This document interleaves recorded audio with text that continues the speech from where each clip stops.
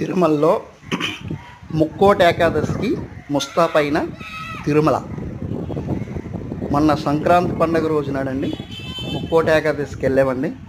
ఆ ముక్కోటి ఏకాదశి స్వామివారి దర్శనం అనంతరం అక్కడ మాడవీధిలో గోవింద నామాలు కూడా భక్తులకి పెడుతున్నాను. చూడండి ఎంత బాగుందండి. ఇది ఒక అవకాశం అండి, ఇది ఒక భగవంతుడు ఇచ్చిన గిఫ్ట్ అండి. నామాలు పెట్టించుకోవడం అనేది మనకు ఎప్పటి నుంచో ఉన్నది. చాలా సాంప్రదాయం. ఆడవాళ్ళు కానీ మగవాళ్ళు కానీ ముసలి వాళ్ళు కానీ పిల్లలు కానీ గోవింద నామాలు పెట్టించుకోవడం అనేది మన పూర్వీకుల నుంచి వచ్చిన ఆనవాయండి. అలాంటిది పిల్లలకి కూడా మనం చెప్పాలండి.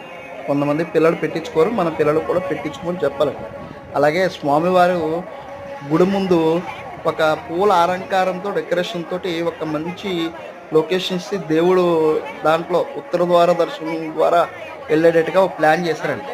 అది కూడా లోపల కూడా చాలా చాలా బాగుందండి అలంకరణ.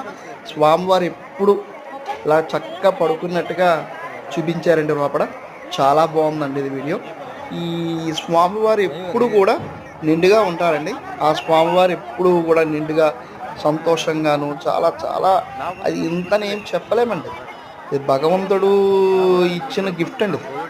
అంతండి. తిరుమల అంటేనే గిఫ్ట్. ఆ తిరుమలకి వెళ్ళిన వ్యక్తి ఏ వ్యక్తి అయినా సరే ప్రశాంతంగా మనస్ఫూర్తిగా అభినందనతో చాలా చక్కగా ఉంటారండి. ఆ స్వామి కృప అనేది, ఆ కృపతోటే జరుగుతుందండి ఇదంతా.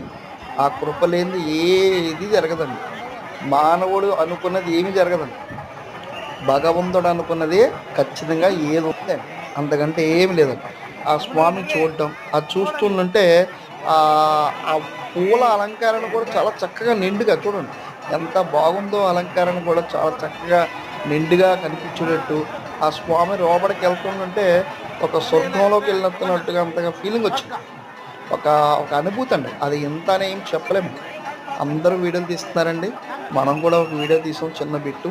అలాగే మీ అందరికీ చూపించడానికే తీసామండి. ఎవరు కూడా నాకు లైక్లు అయితే కొడతలేదండి. లైక్లు అయితే కొట్టండి. కొత్త వీడియోస్ అన్నీ కూడా త్వరలో పెడతానండి. త్వరలో కుంభమేళ వెళ్తున్నానండి. కుంభమేళ వచ్చిన తర్వాత కొత్త వీడియోస్ వస్తాయండి. మీకు ఎటువంటి ఇబ్బంది ఏమి లేదండి. చక్కగా చూపిస్తానండి. ప్రతి దేవుడి గురించి కానీ ప్రతిదీ కూడా చెప్తూ ఉంటానండి. ఏదో ఒక మన దగ్గర ఉన్న విజ్ఞానాన్ని 10 మంది పంచడానికే నేను ఈ చిన్న వీడియో చేస్తాను. ఇట్లాగా 10 మందికి చెప్పాలి. పలానా గుడి ఇక్కడ ఉంది, పలానా గుడి అక్కడ ఉంది చెప్పడమే నా జయం. ఓ నమో వెంకటేశాయ. గోవింద గోవింద గోవింద.